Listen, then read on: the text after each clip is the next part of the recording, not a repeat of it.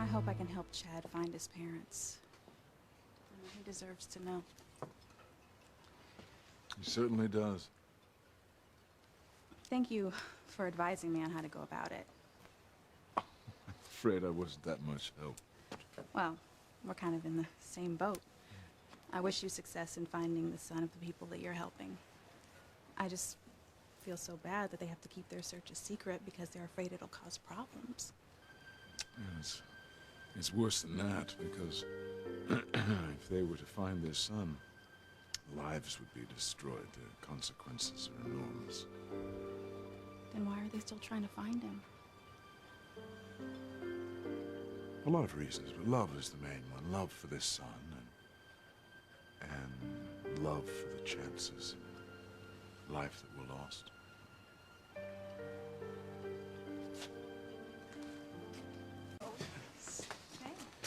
Think they got something. Yeah, I like the way you work. Always an eye out for new talent. I once had an eye for talent myself, you know. Oh, how I've tried to pretend I could choose to make this end. Oh, what a fool I've been. 'Cause the thought of losing you leaves me cold and turns me blue. I mean, who would have thought one day we'd be standing around talking to a billionaire and that we'd have something in common? I mean, you like Tabasco and your hot dogs, and we both have an eye for talent. Who indeed? Well, I think it's nice. Yeah. So, Mr. Crane, is that why you built the recording studio in the first place? To showcase some of the talent that you spotted? I built it for one particular talent. It was a young woman that I was in love with.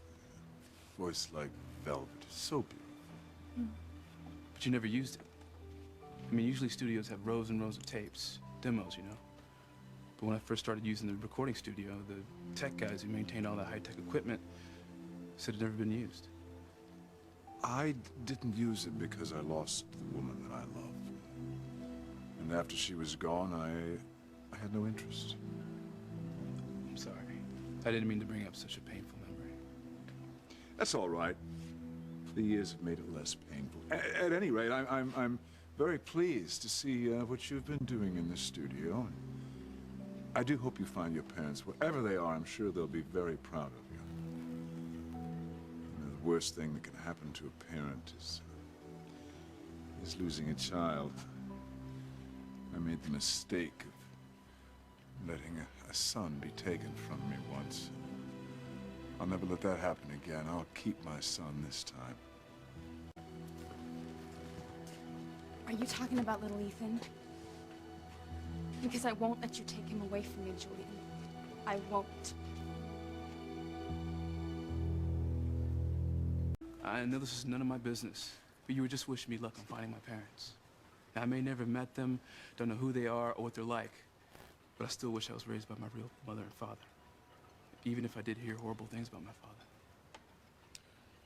Well, I understand, but there's really no analogy here. I am little Ethan's real father, and I have as much right to raise him as his mother.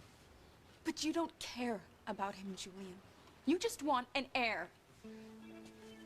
Hey, Chad, what horrible things did you hear about your real father? That he was white, and he wouldn't marry a black woman even though she was carrying his baby. You know, he was a racist. So yeah, maybe it would have been a disaster if I was raised by my mother without a father. But I do know kids want to be with their mother. And Teresa loves that baby so much. Why don't you just let her raise her son? You say your father was a racist? That's what I hear, yeah. Must have been very difficult to hear that. I wanted my son to grow up in a loving family. He was a child conceived in love. All I wanted for him was love.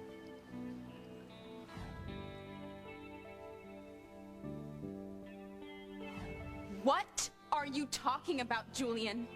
Our child was not conceived in love. You got me drunk, and then you got me pregnant. But at least I have a wonderful son.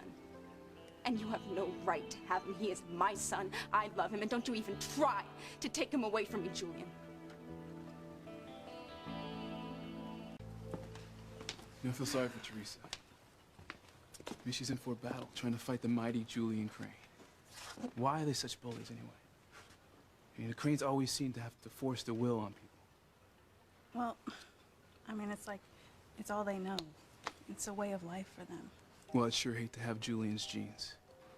Well, not all the Cranes are horrible. I mean, look at Sheridan. And Fox. He's a good person. He's been a really good friend to us, hasn't he? Yeah. He has.